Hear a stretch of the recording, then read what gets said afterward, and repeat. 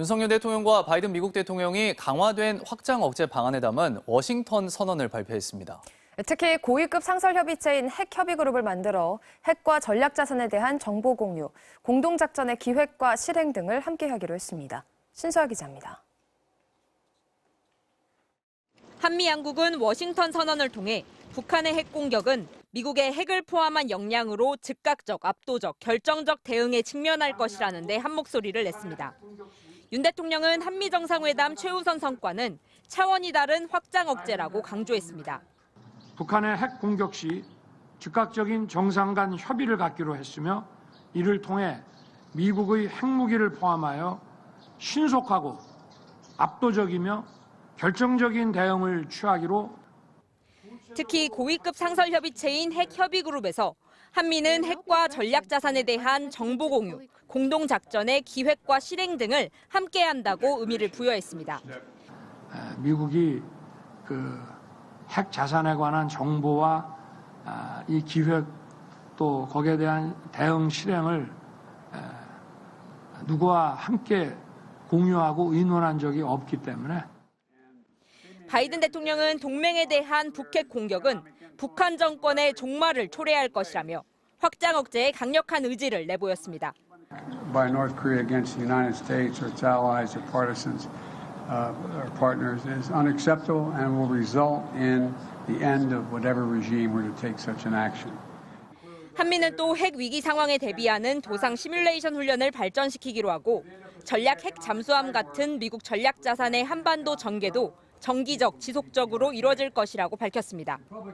다만 미국은 전술 핵무기의 한반도 배치는 없으며 한국은 핵 비확산 의무를 확실하게 지킬 것이라는 전제를 달아 한국과 긴밀히 협의해 나가겠다고 밝혔습니다.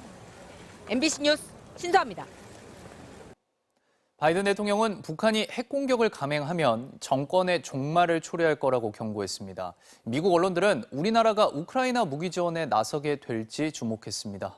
워싱턴에서 김수진 특파원입니다. 바이든 대통령은 공동 기자회견에서 한미 동맹은 철통 같은 억지력을 발휘하고 있다고 했습니다.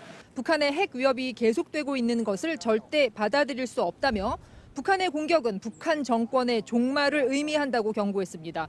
한반도에 핵 자산을 배치하진 않겠지만 한국과의 동맹은 핵 억지력도 포함돼 있다고 강조했습니다.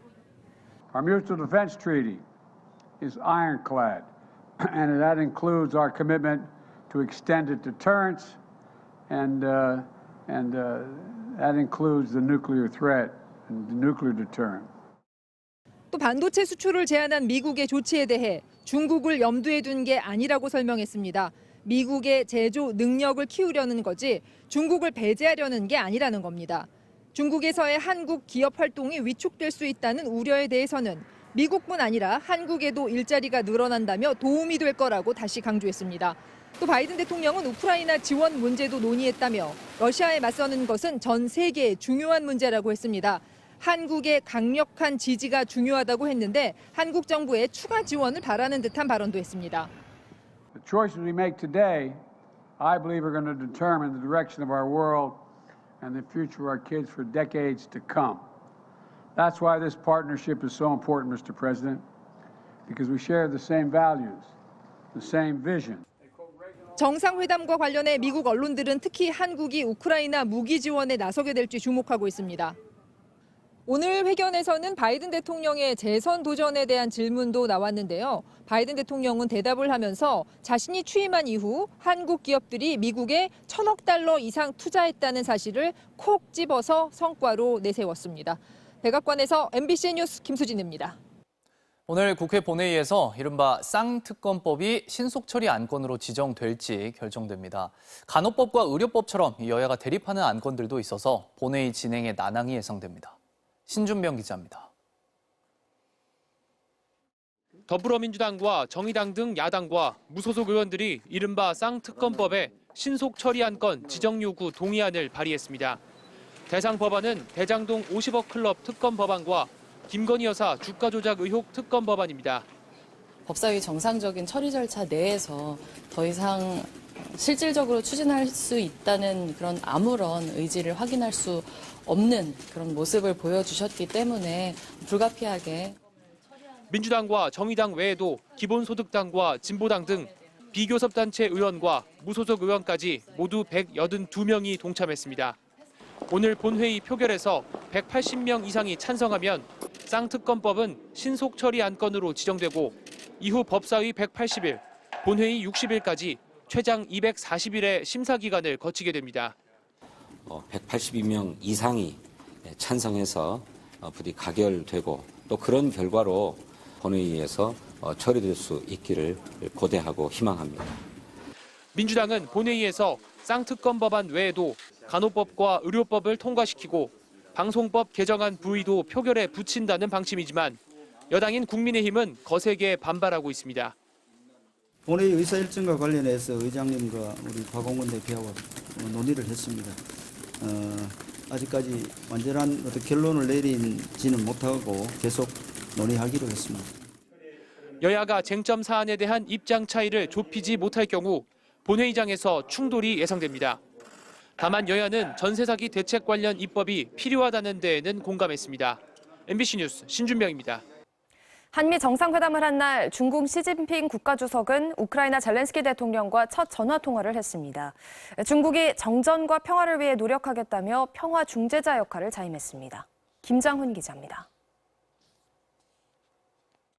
시진핑 중국 국가주석이 젤렌스키 우크라이나 대통령과 전화 통화를 했다고 중국 관영 중앙TV가 보도했습니다. 시 주석은 젤렌스키 대통령에게 우크라이나 위기에서 중국의 핵심 입장은 협상을 권하고 대화를 촉구하는 것이라고 말했습니다. 그러면서 대화와 협상이 실행 가능한 유일한 출구라는 점을 강조했습니다. 시 주석은 또한 유엔 안전보장이사국 상임이사국인 중국이 정전과 평화를 위한 노력을 계속하겠다고 밝혔습니다. 이를 위해 중국 정부의 유라시아 업무특별대표를 우크라이나 등에 파견해 중재 외교에 나설 것임을 시사했습니다. 对话谈判是唯一可行的出路。核战争没有赢家，对待核问题，有关各方都应该保持冷静克制。 젤렌스키 대통령은 트위터를 통해 시 주석과 통화를 했다고 밝혔는데 통화 내용에 대해서는 설명하지 않았습니다. 시 주석이 젤렌스키 대통령과 직접 통화한 건 지난해 2월 러시아의 우크라이나 침공 이후 처음입니다. 앞서 시 주석은 지난달 러시아를 국빈 방문한 이후 두 나라 사이에서 중재에 나설 것이라는 관측이 제기됐습니다. 러시아는 중국의 중재 노력에 대해서는 환영했지만 여전히 우크라이나와 서방 국가들이 협상을 거부하고 있다고 비난했습니다. 러시아는 우크라이나산 곡물 수출을 허용한 흑해 곡물 협정에 대해 서방의 제재가 풀리지 않을 경우 다음 달 18일 이후 협정이 연장되지 않을 것이라고 압박했습니다. MBC 뉴스 김장훈입니다.